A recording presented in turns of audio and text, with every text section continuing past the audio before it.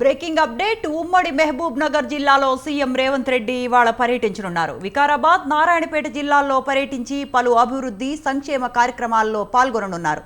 మధ్యాహ్నం 12 గంటలకు వికారాబాద్ జిల్లా పోలేపల్లికి చేరుకుని రేణుకా ఎల్లమ్మ తల్లికి ప్రత్యేక పూజలు నిర్వహించనున్నారు.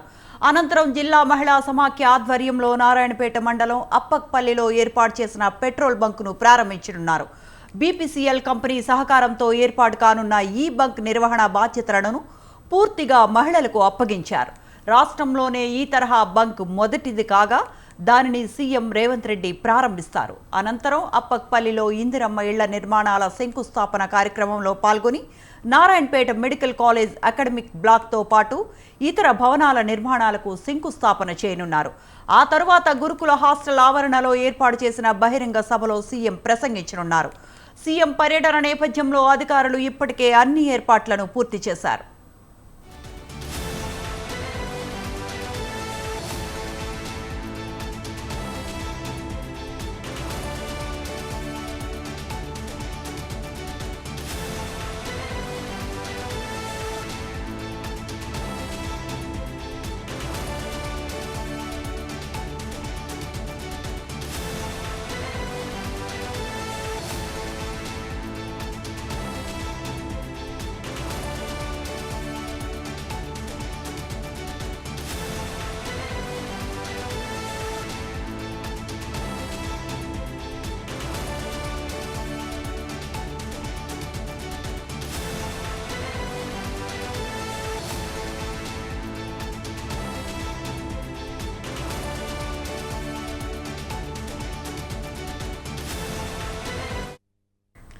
ఉమ్మడి మహబూబ్ నగర్ జిల్లాలో సీఎం రేవంత్ రెడ్డి ఇవాళ పర్యటించనున్నారు. వికారాబాద్, నారాయణపేట జిల్లాల్లో పర్యటించి పలు అభివృద్ధి సంక్షేమ కార్యక్రమాలలో పాల్గొననున్నారు. దీనికి సంబంధించిన మరిన్ని అప్డేట్స్ మా కరెస్పాండెంట్ వెంకట్ అందిస్తారు. Venkat, good afternoon. మహిళా పెట్రోల్ బంక్ను కూడా ఇవాళ రేవంత్ రెడ్డి ప్రారంభించనున్నట్లు తెలుస్తోంది. దీనికి సంబంధించిన అప్డేట్స్ ఏంటి?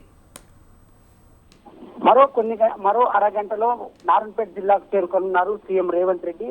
హైదరాబాద్ బేగంపేట విమానాశ్రయం నుంచి ఇప్పుడే ప్రత్యేక హెలికాప్టర్ లో నారాయణపేట జిల్లాకు బయలుదేరారు. మరో అరగంటలో వికారాబాద్ జిల్లాలోని దుగ్గ్యాల మండలం పోలేపల్లి గ్రామంలో నిర్వహించిన జాతరకు హాజరు కానున్నారు. ఆ జాతరలో అమ్మవారికి ప్రత్యేక పూజలు నిర్వహించి అనంతరం నారాయణపేట జిల్లాలో పలు అభివృద్ధి కార్యక్రమాలకు శ్రీకారం చుట్టనున్న నేపథ్యంలో నారాయణపేట జిల్లాకు రానున్నారు.